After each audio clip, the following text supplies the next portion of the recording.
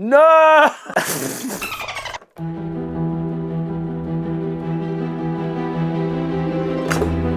God damn it. Whole leg. Down there. This is Groundeffected. And if you asked your mum, she would say, my name is your dad. This week I've been tasked with painting Maëlle, which is from the game Clair Obscur, something about 33. Oh, that's right, Expedition 33. I have not played this game. It looks pretty cool, and this character looks pretty epic as well, but let's just get into painting this particular model.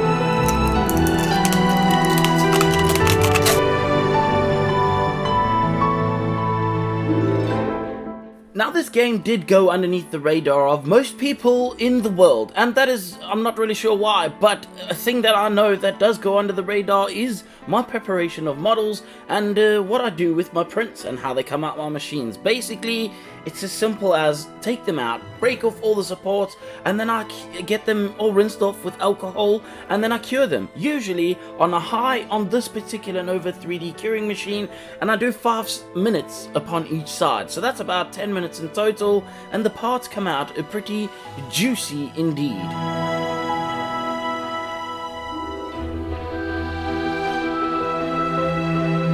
Now, I only included these particular shots in this video because I wanted to make sure that we have satisfied those amongst us who are worried about protection. Of course, protection is very important when you are sanding cancerous fibers into the air, so make sure to wear your mask, and then you might not die from making models.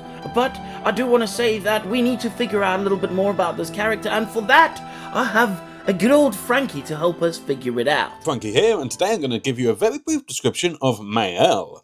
Maëlle is a character from Clair Obscur Expedition 33, which is a role-playing game set in a French-esque fantasy world called The Continent. At 16, Maëlle joins the expedition not to save Lumiere, but to escape it, seeking freedom, self-discovery, and a life beyond the city that never felt like home. And today we're going to be painting the wonderful sculpt by Bulkomancer, so sit back, enjoy, and watch this swashbuckling teenager get painted by your dad.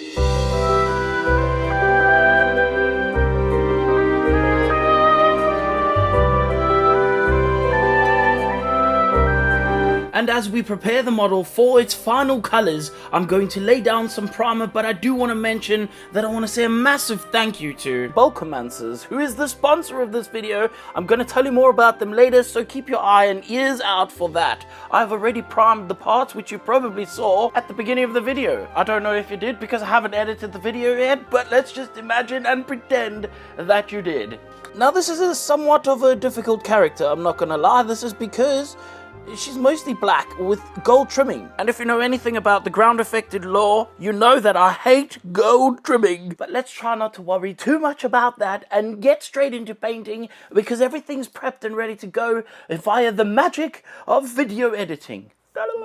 Now I'm going to pick a color for the suit, and that's specifically to set myself up for greatness, and that is going to be this grey-green because it makes sense for the color of her suit. I want the suit to be looking somewhat like a leathery kind of vibes, which I'm sure this is what it is, but we need to consider this purple, which is not too visible in this particular picture, but it is purple. I just want to show you my very inventful way of holding this one part, because it has no way of being held by anything on account of it literally just slots over the top of her thing. So I put it on this here very thick paintbrush, slide it all the way down, and then I can paint it. So I think that this grey-green is going to be a fantastic color to start off by giving all my black a tint and making it look like black, but not too much like black, because if it was just plain black, that would be boring. What I'm going to do is I'm going to add some dollop of this paint into my paintbrush, and I'm going to thin that down using just water. And I've put water inside of this dropper bottle on account of it makes it so much easier for me to just squirt this in, and I'm using quite a fair amount, which is obviously an incredibly difficult thing for me to show you, but there is a lot of water, probably 50-50 water and paint. This is going to help this paint to be thin and not overload those black bits, so that I can leave some black behind, and it will make a nice lovely shade. This video was sponsored by Bulkomancer Sculpts, and I'm gonna be honest with you, if you go look in the description right now, you will see a link to their Patreon, where for only little as $14 a month, plus the VAT obviously, because the VAT always has to. Don't worry about it. You will be able to receive up to 16 models in 1/8 scale for personal use. Now, of course, if you are sitting around wondering what are you going to print next to be able to paint and put on your shelf, well then look no further than Bulkamancer Sculpts. Now let's get back to painting.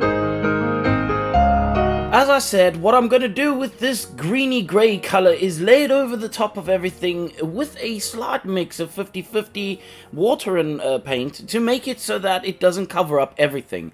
At this time, I'm also going to spray things like the hair because they can sit and dry while I do the work on the rest of the model. Like, for example, the zenithal highlight on the skin tones and also painting the base colours onto this tree.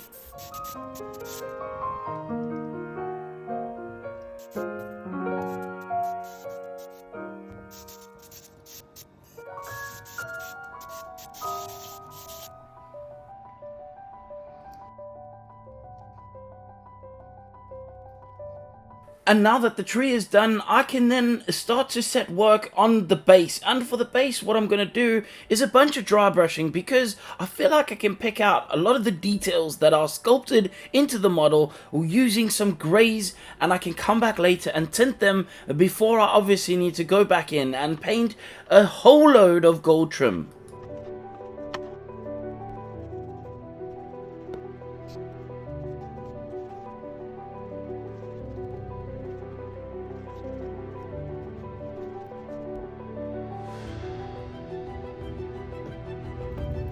After I've used the neutral greys, I will come back in specifically on the rock area and use a deck tan. This is going to help brighten it up so that when I do tint the parts separately later, like for example now I'm tinting the bricks, when I tint those rocks they will be a little bit brighter and they will not look exactly the same.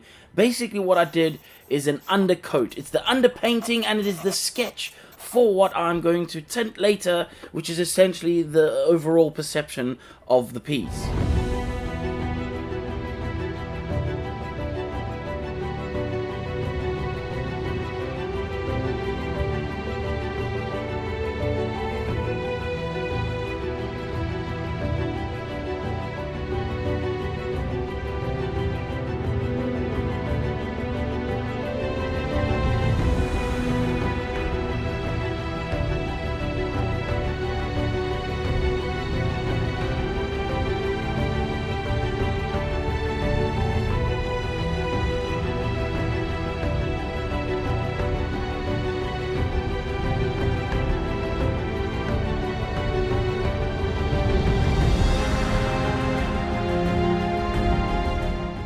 And now that the main black parts of the suit are dried, I can come back in with Drakenhof Nightshade and spray a blue tint into the shadows, making them not only darker, but also bringing in some much needed saturation or color into a piece that is essentially just black.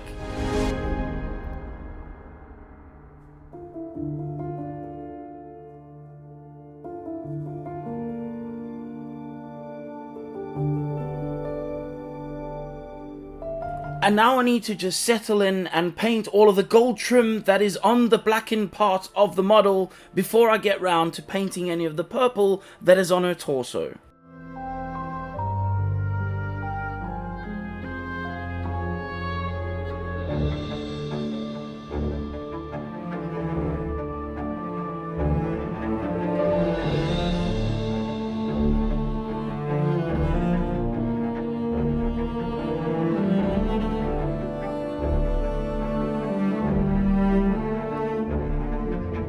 And since the purple is quite a dark purple in the reference images, I'm going to be painting this with pretty much dark purple, and I'm going to do one layer of dark purple, and that should actually really do enough, especially at the scale of this model. But you can obviously come back in and add some more highlights. I, however, opted not to do that on the basis that there was going to be about 7 bazillion hours of gold trimming still to do, even though I've already done 7 bazillion hours of gold trimming.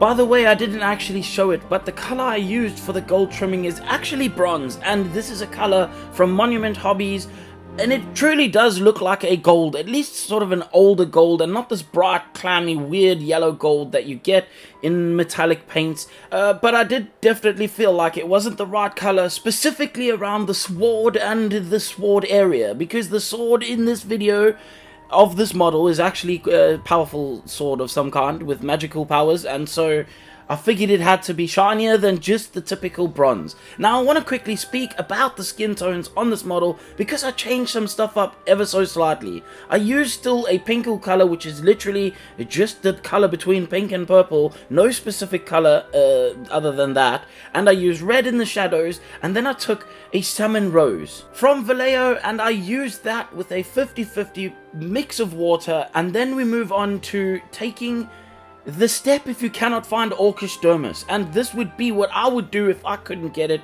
and I would use either Barbarian Flesh or Nomad Flesh from Army Painter, and I would mix 1 or 2 drops of red ink into that, and this will give you literally Orcish Dermis. I then use Salmon Rose over the top to tidy things up a bit, and a little bit of white in that Salmon Rose to help push some of the highlights a little bit brighter than normal. Now to bring back some of the saturation, because when you paint with white in the highlights you will lose the saturation, specifically on skin tones, and what I'm going to do is add a couple of drops with a whole load of water so it's very thin down, and I want to paint that over the top of all of that, and basically skin tones are done. Easy peasy, lemon squeezy. Now I'm going to add a blush using a magenta, a very bright fluorescent one in fact, which will help to make it look like her cheeks are nice and flush.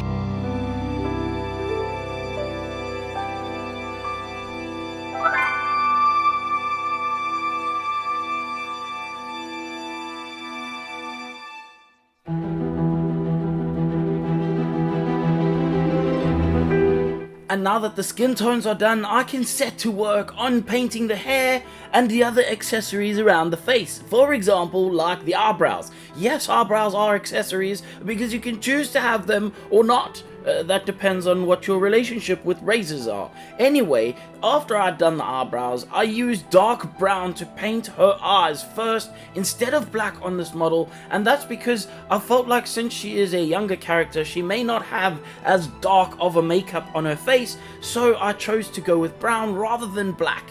And then I tried to use a different color. Instead of the ones being stuck in sets, I used ivory to do the insides of the white. I will definitely say this is way too bright, like 100%. I'll experiment a little bit more to find a color for the whites of the eyes that I really like to use, and then I will let you know when I have found that color.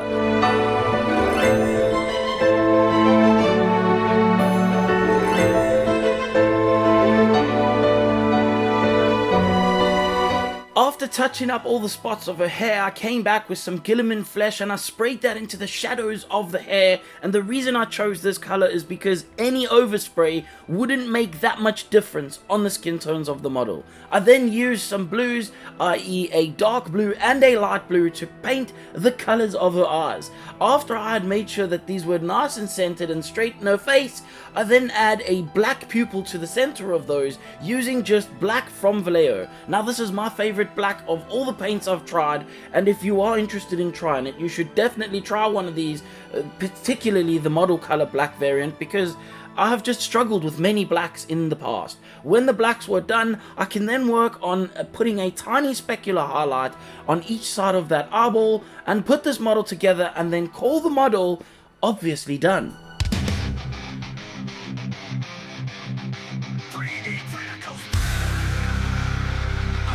And as we conclude yet another Groundeffected video, I want to say some thank yous, obviously. Thank you to those who watch my videos, and of course those who are subscribing, because as you may have noticed, we are very close to 100,000 subscribers, which would mean I am then essentially going to be sent a plaque. And of course, I want nothing for my life more than to be sent a silly little plaque from YouTube to congratulate me on getting 100,000 subscribers. I've spoken way too much about that. I don't care, you don't care, but I do care about you subscribing. So do that while I thank my patrons, who are the ones who keep keep the lights blinding my eyeballs and make sure that I'm able to make videos every single week, which is genuinely a dream come true to me. And these people are on the screen right now, and I want to thank them massively for all of their support over the last few years. Now, of course, we are at the end of the video, and this is the part where I want to say, if you did not like anything you saw in this video, I really don't care, and you probably should just f*** off. Also, look in the link for description to Bulkomancers, and thank you Bulkomancers for sponsoring another Groundeffected video.